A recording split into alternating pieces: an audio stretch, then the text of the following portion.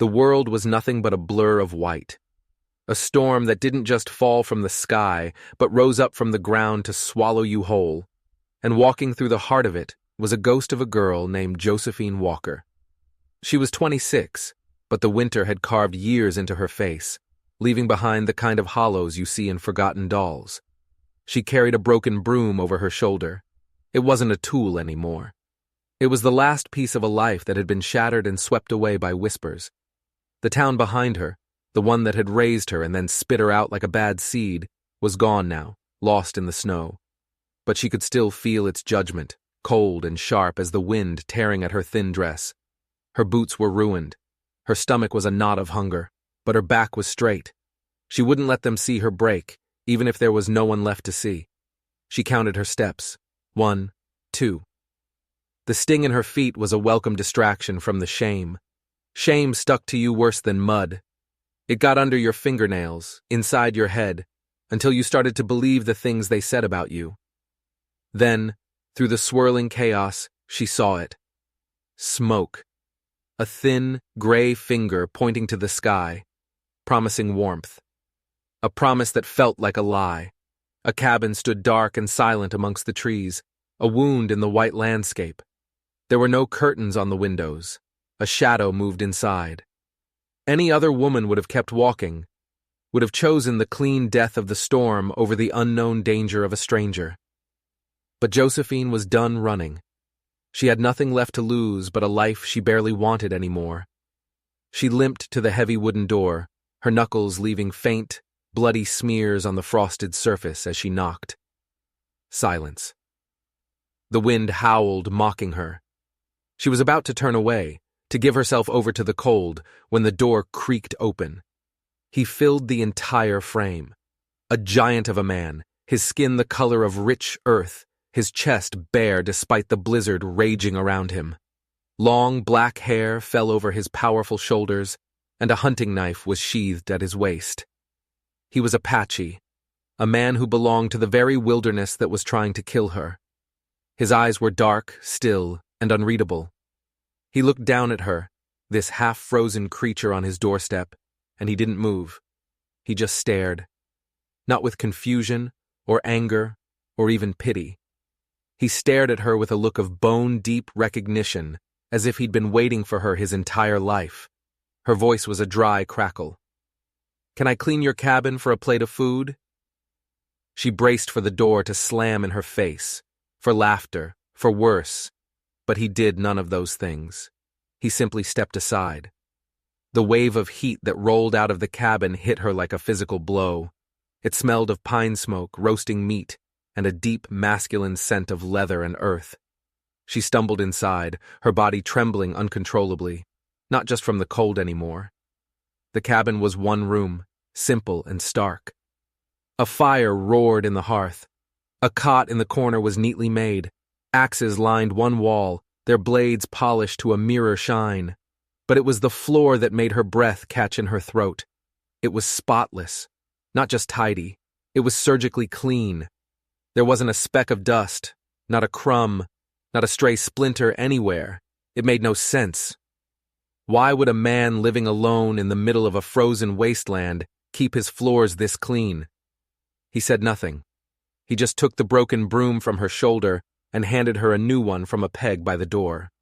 It felt heavy, solid, an agreement. She didn't ask where she should start. She just dropped to her hands and knees and began to scrub. She scrubbed the already pristine floorboards, the motion a prayer, a punishment, an act of desperation. He didn't tell her to stop. He just sat in a chair by the fire, watching her. His stillness was unnerving. It wasn't the quiet of a peaceful man. It was the quiet of a predator, a patient hunter waiting for his prey to reveal its weakness. After what felt like hours, she heard the soft clink of a bowl being set on the floor behind her. She turned, her movements stiff. Steam rose from a stew so thick and rich it made her dizzy. Chunks of meat, potatoes, carrots, more food than she'd seen in a month. Her eyes burned with tears she refused to shed. She whispered a thank you that was swallowed by the crackle of the fire. She ate with her back to him, huddled near the warmth, each spoonful a miracle. He started whittling a piece of wood, the scrape of his knife the only sound besides her eating. "You live alone?" she asked, her voice still rough. He nodded once. "You don't talk much." His voice, when it came, was deeper than the rumble of a winter storm. "No need to." She finished the stew, the bowl so clean it looked like it had been licked by a wolf. She stood, unsure of what to do next. The deal was for a plate of food. The deal was done. "I can sleep by the door," she offered, expecting him to throw her back out into the storm. He looked up from his whittling, his dark eyes fixing on her, and for the first time she saw something flicker in their depths. Not recognition this time, something else. Grief. A deep, ancient grief that seemed to suck all the warmth from the fire. He stood, took a heavy buffalo hide from his cot, and laid it on the floorboards right in front of the roaring hearth. "You're not in the way," he said. As she lay down, pulling the fur over her thin dress, she couldn't help but stare at the floorboards she'd just scrubbed. Near the hearth, the wood was a slightly different color, paler, newer, as if that section of the floor had been pulled up and replaced, as if something was buried underneath. She closed her eyes, the man's silent grief, and the secret of the floorboards swirling in the darkness behind her lids. This cabin wasn't just a shelter, it was a place full of ghosts, and she had the terrifying feeling that she hadn't been invited in by the man, but by the ghosts themselves. The next morning, the cabin was filled with the smell of cedar and something else. Coffee. Strong and black. The man, who she'd learned was named Takakota, was already outside. She could hear the rhythmic thump of his axe splitting firewood. She watched through the window as he worked, shirtless in the biting cold, snowflakes melting on his warm skin. He moved with a brutal, mesmerizing grace. He wasn't just a man, he was a force of nature. She rose quietly, folded the buffalo hide with deliberate care, and swept the floor again. It was a pointless task, the cabin was still immaculate, but she needed to earn her keep. She needed to feel like she was more than just a stray dog he'd taken in from the storm. When he came back inside, he didn't acknowledge her work. He just placed a cup of coffee and a piece of hard, dry bread on the small table. They ate in silence. The quiet wasn't comfortable. It was heavy, thick with unspoken questions. "You ran from something," he said. It wasn't a question. It was a statement. She swallowed the dry bread, the lump in her throat making it hard to speak. "A town, a man.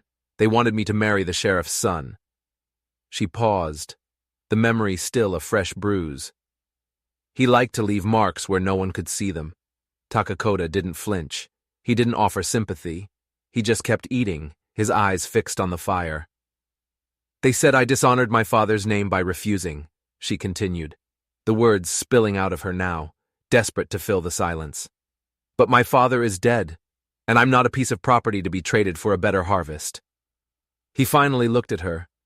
They say many things when a woman chooses her own path. Her breath hitched. For the first time in months, she felt seen. Not judged, not pitied. Seen. The feeling was so foreign, so powerful, it almost brought her to her knees. But the moment was shattered by a knock at the door. It wasn't the timid knock of a lost traveler. It was loud, arrogant. Takakota's body went rigid. He moved to the door, his hand resting lightly on the hilt of his knife. He opened it to reveal a man on horseback, a ranch hand from the town. He was supposedly delivering supplies Takakota had traded for, but his eyes slid past the Giant Apache and locked onto Josie. A slow, greasy smirk spread across his face. He didn't say a word to her. He didn't have to. His eyes said it all. So this is where the trash ended up, with the other trash. He completed his transaction with Takakota, his gaze lingering on Josie the entire time, and then rode off, the smirk still plastered on his face. The second he was gone, Josie could feel it. The invisible threads of shame and rumor, stretching from the town all the way to this isolated cabin, pulling tight around her throat. "They'll say I'm your whore," she said, her voice flat. She expected him to agree, to tell her she'd brought trouble to his door. "Let them," Takakota said, turning back to the fire and beginning to sharpen his axe. The sound of steel on stone filled the small cabin. "But I'm not," she whispered, more to herself than to him. "I know." The finality in his voice stunned her. He knew. He didn't ask for proof. He didn't need her to defend her honor. He simply knew. "Why?" she asked, her voice barely audible. "Why did you let me in?" He stopped sharpening the axe, the silence pressing in. He looked at her, his eyes like chips of obsidian. "Because you have her eyes." Before she could ask who her was, he turned back to his work. The conversation was over, but a new, terrifying question had taken root in her mind. Whose eyes did she have? And was this man a savior, or was he a ghost keeper, looking for a replacement for someone he had lost? The floorboards beneath her feet suddenly felt colder than ever. She wasn't just a guest in his cabin. She was a stand-in, and she had no idea what role she was supposed to be playing. The days that followed fell into a strange, silent rhythm. Josie would wake before dawn, stoke the fire, and clean the already spotless cabin. Takakota would chop wood, hunt, and repair things with a focused intensity that was both admirable and terrifying. They moved around each other like two planets in a silent orbit, held together by a gravity they didn't understand. They spoke little, but a language of gestures began to form between them. He would leave a piece of fresh meat by the door. She would cook it into a stew. She would wash and mend his spare shirt. He would leave a pile of perfectly chopped kindling by the hearth. It was a life of quiet desperation, but it was a life. It was better than starving in the snow. One evening, while he was outside, she let her curiosity get the better of her. On a small shelf above his cot, there were a few carved wooden figures, an eagle, a bear, and a small, delicate horse. She picked up the horse, its lines smooth and perfect. It was a beautiful thing, made with love. "Did you make this?" she asked when he came back inside, stamping the snow from his boots. He nodded, his eyes lingering on the horse in her hand. "It's for my daughter," he said, his voice flat.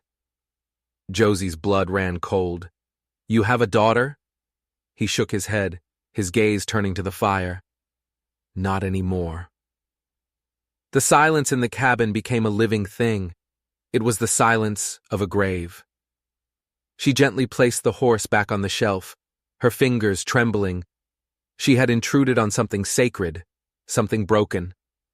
Later that night, as she lay on the buffalo hide, pretending to be asleep, she heard him whisper into the darkness. Her name was Wassa.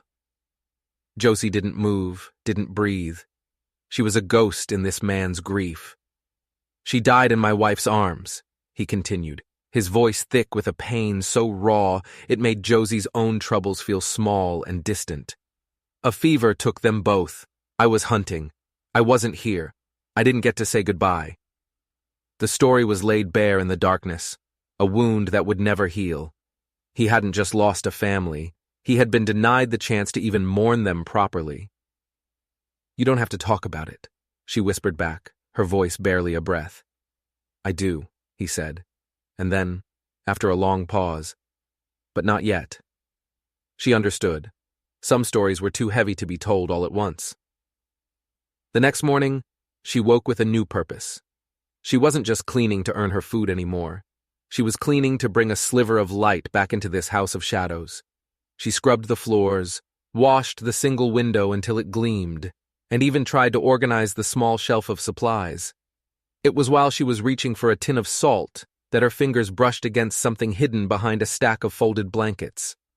It was another carved horse. It was almost identical to the first one, but rougher, less perfect. An earlier attempt. But that wasn't what made her heart stop.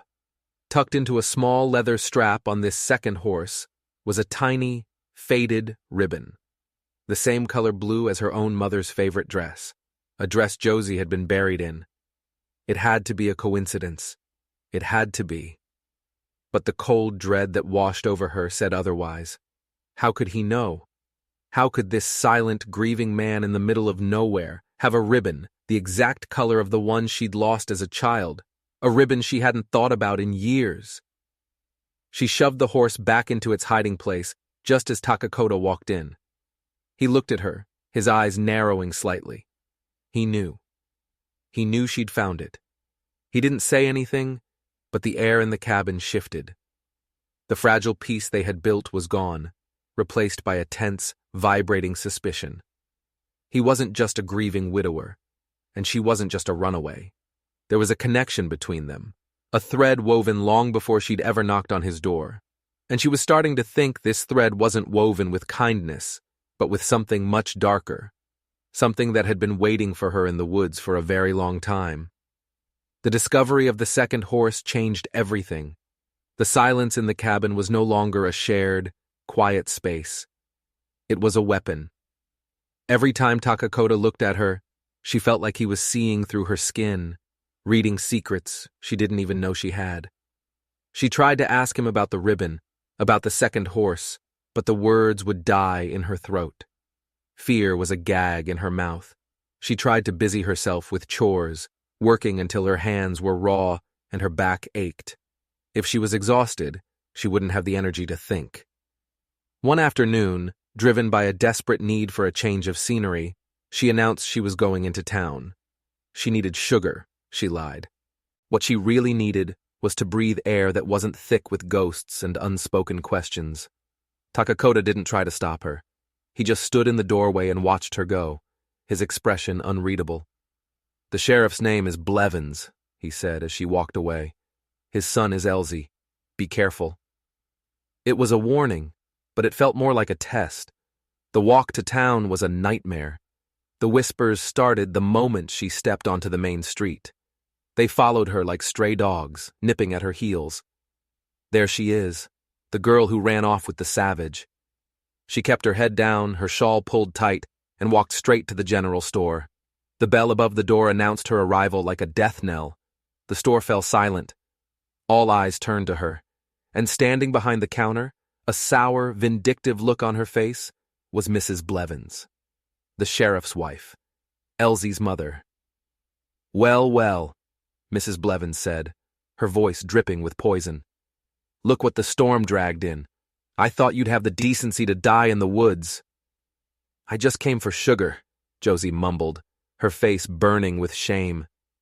"Sugar?" Mrs. Blevins laughed, a harsh, ugly sound. "You think you can just walk back in here after what you did? After the shame you brought on my Elsie? On this whole town?" "He was going to kill me," Josie whispered.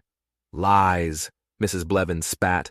"My son is a good boy. You're the poison. You tempted him, and then you ran off to live in sin with that red devil in the woods."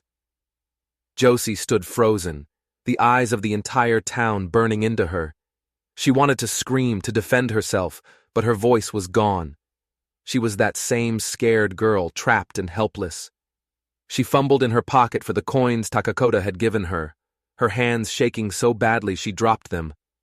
They scattered across the floorboards, rolling under barrels and shelves. No one moved to help her. They just watched as she knelt, scrambling to pick up the coins, her shame a physical weight crushing her. As she finally stood, her face streaked with dirt and tears, she saw something that made her blood turn to ice. On the wall behind Mrs. Blevins, amongst the notices for lost cattle and town meetings, was a drawing, a wanted poster. But it wasn't for a criminal.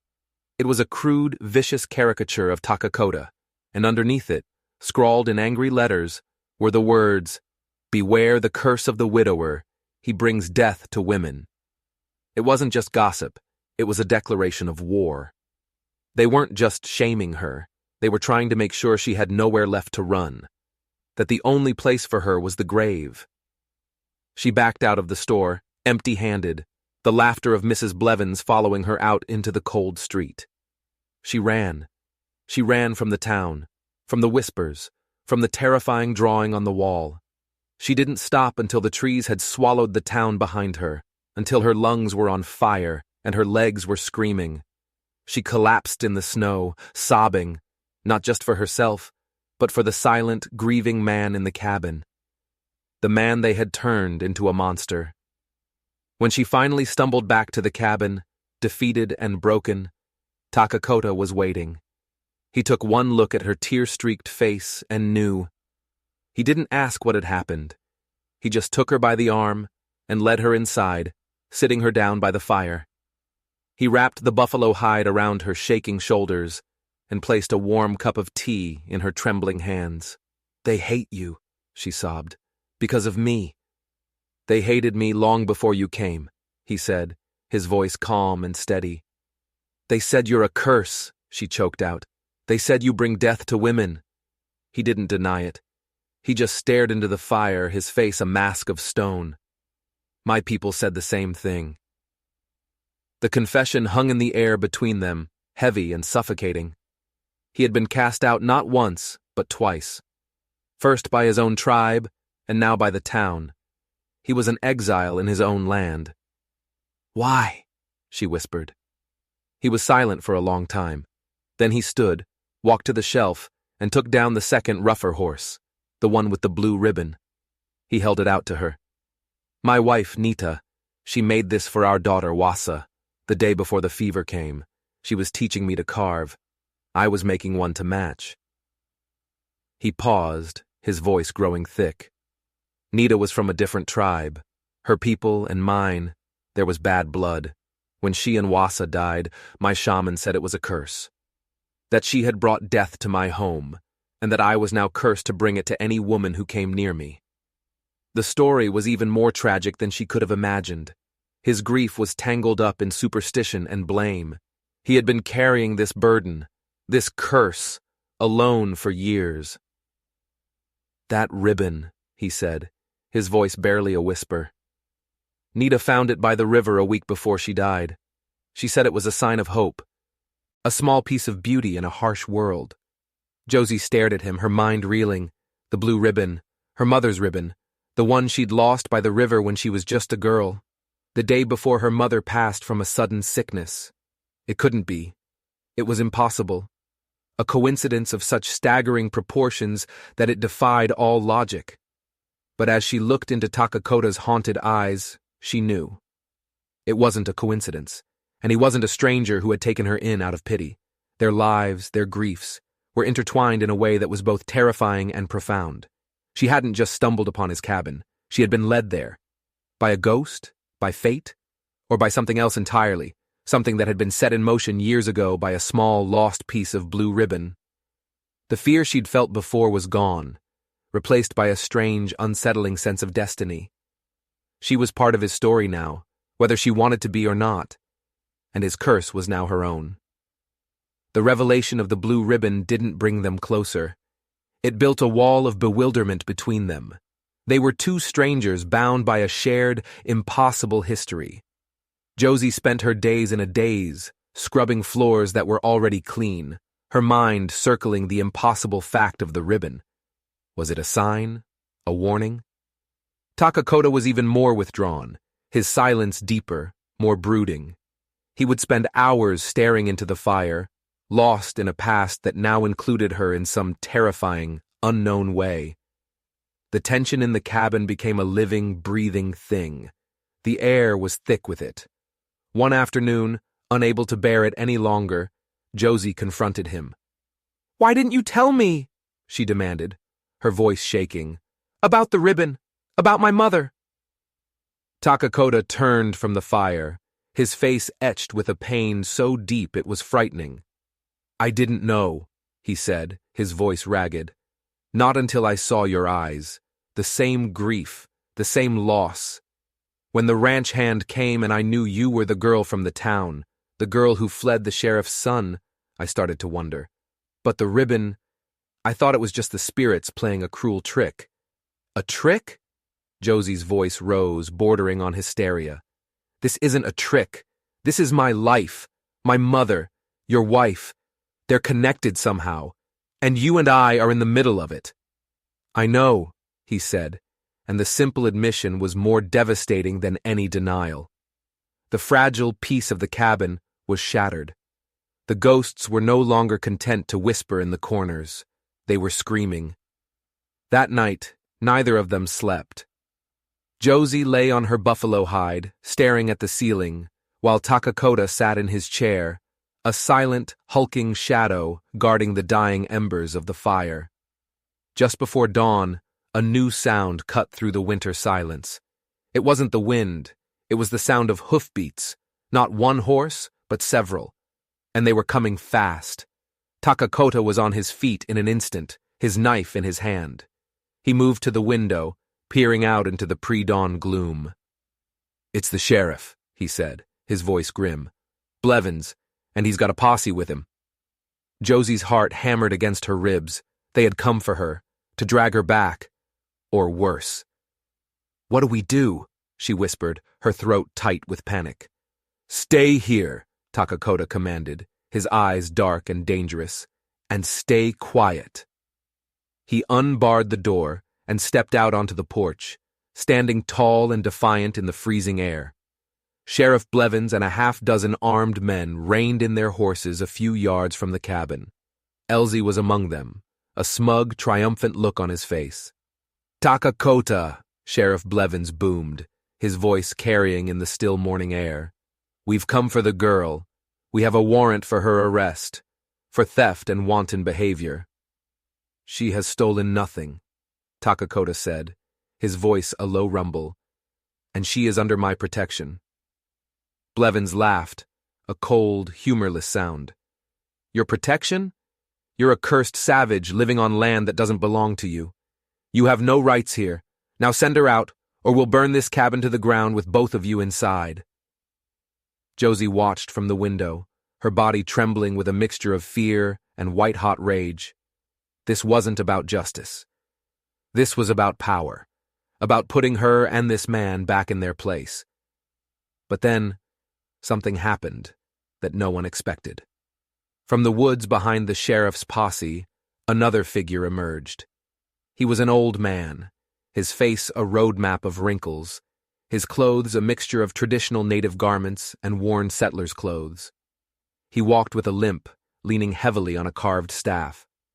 The posse turned, their guns raised, but the old man didn't flinch. He walked right up to Takakota, his eyes sharp and clear as a winter sky, locking onto the younger man. "They call you cursed, my son," the old man said, his voice surprisingly strong. "But they are the ones who are blind." Takakota stared at the old man, his face a mask of disbelief. "Kame," he whispered, the name a breath of awe and confusion. "What are you doing here?" "Your wife's spirit sent me," Kame said, his gaze sweeping over the posse with contempt. "She told me a daughter of the lost sky was in danger, that the cycle was about to repeat itself." He then turned his piercing gaze on Josie, who was still standing, frozen, in the doorway. "The ribbon was not a coincidence, child. It was a promise, a debt to be paid." Sheriff Blevins, recovering from his surprise, spurred his horse forward. "Who the hell are you, old man? This is town business." Keem turned his cool gaze on the sheriff. "This is the land of my ancestors. You are the trespasser here, Blevins. And your grudge is not with this girl, but with a ghost." He then looked directly at Josie. "Your mother, child. She made a promise to Nita, Takakota's wife, years ago. A promise to protect her family if anything ever happened to her. A promise she could not keep, but a promise that still holds power." Josie's mind reeled. Her mother knew Nita, a promise? It was too much, too impossible. But the old man, Kimi, spoke with an authority that was undeniable. "This is nonsense," Blevins snarled, his hand tightening on his gun. "I'm taking the girl." "No," Kimi said, his voice dropping to a dangerous whisper. "You are not." He slammed the butt of his staff on the frozen ground, and the sound echoed through the woods like a gunshot. From the trees behind him, more figures emerged. 10, 20, 30 men, all Apache, all armed, their faces grim and determined. They surrounded the posse, silent and deadly as the winter itself. Sheriff Blevins and his men were caught, outnumbered, outmaneuvered. The hunters had become the hunted. Elsie's smug look had vanished, replaced by a pasty, slack-jawed fear. Kemi turned back to Takakota. "Your people have not forgotten you, son. They were just waiting for you to remember yourself. To remember that your strength does not come from solitude, but from your tribe, from your family." He gestured to Josie. And she is your family now. The debt is paid. The circle is complete. Josie looked at Takakota, at the army of warriors standing ready to defend them, at the terrified faces of the men who had come to destroy them. The world had been turned upside down. She wasn't a disgrace. She was the fulfillment of a promise. And the silent, grieving man she had taken refuge with wasn't a cursed exile. He was a leader, a warrior, a man who had just been given his people back. The snow had stopped falling. The sun was beginning to rise, casting a golden light over the scene. It wasn't the end. It was a beginning. But it was a beginning that was about to be baptized in blood. The standoff was a thing of terrible, silent beauty. The rising sun glinted off rifle barrels and the cold, hard eyes of the Apache warriors.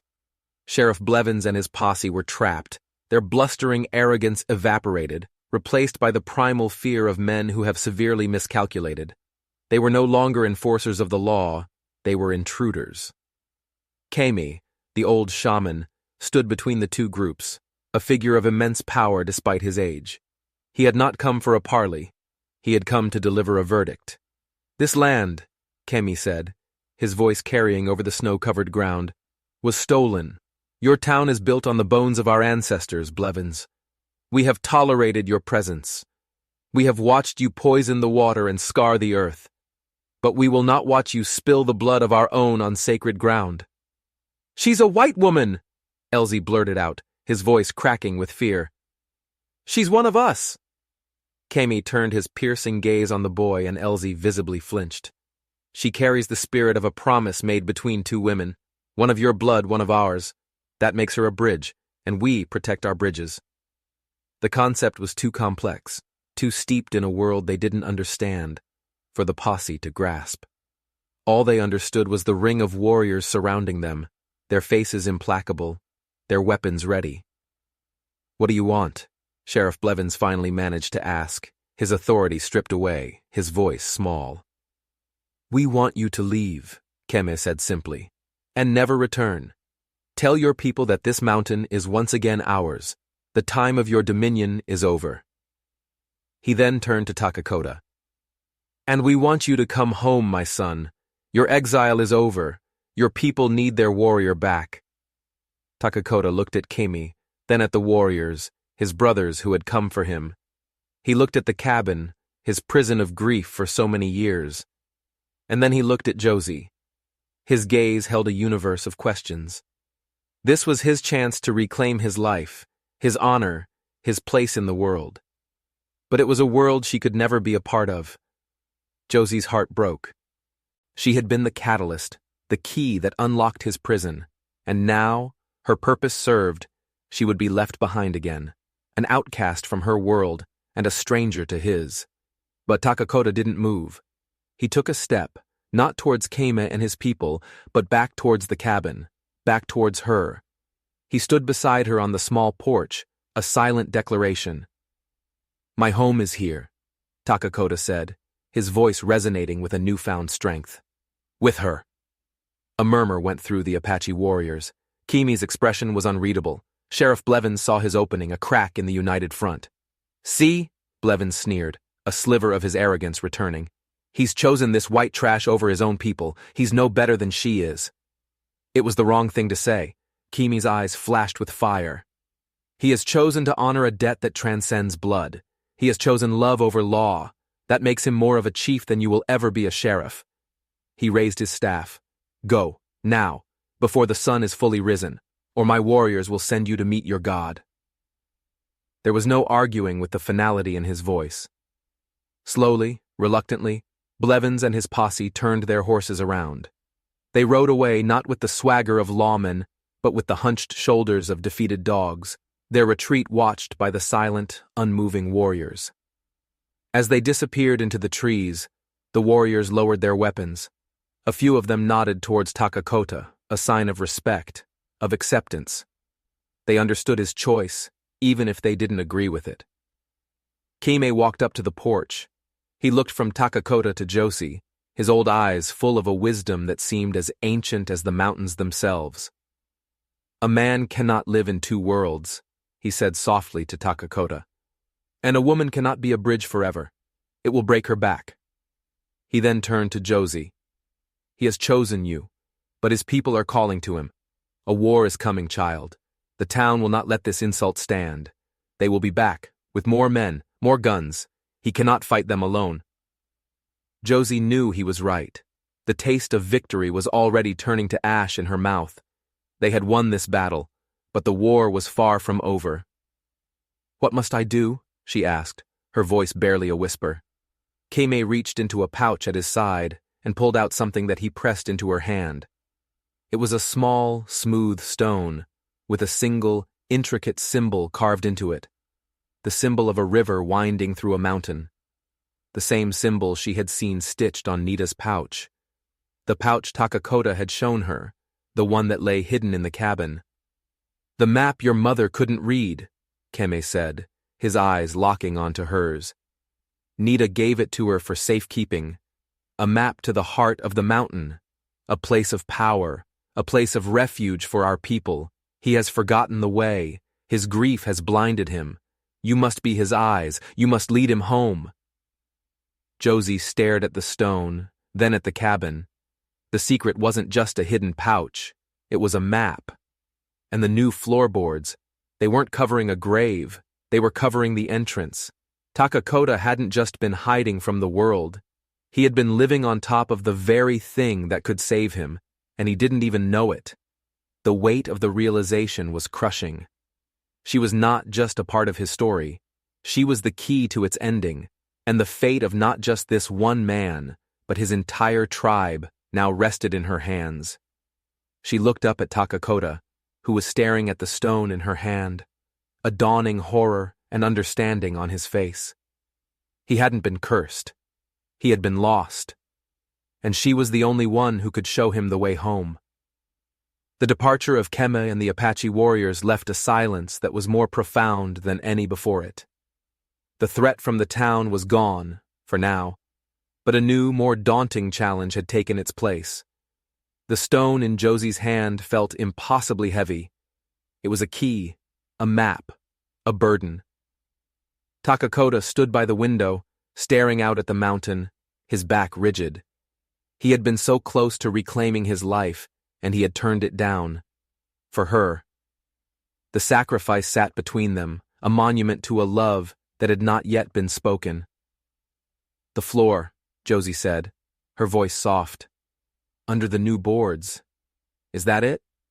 He turned, his face a storm of conflicting emotions. I didn't know. I swear it, Josie. When I rebuilt the floor after she died, I just felt a coldness there. A draft.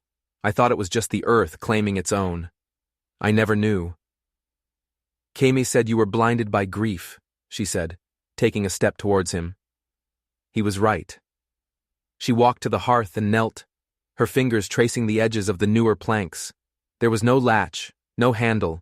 It was seamlessly fitted. How do we open it? Takakota came and knelt beside her. He looked at the floor, then at the stone in her hand. He took the stone from her, his fingers brushing hers. The touch sent a jolt through her, a current of shared destiny. He studied the symbol on the stone, then looked at the pattern of the rocks that formed the base of the fireplace. His eyes widened in recognition. It wasn't just a random assortment of stones. It was a mirror image of the symbol. He reached out and pressed one of the stones, a small triangular one tucked into the corner. There was a low, grinding sound, and one of the floorboards popped up slightly.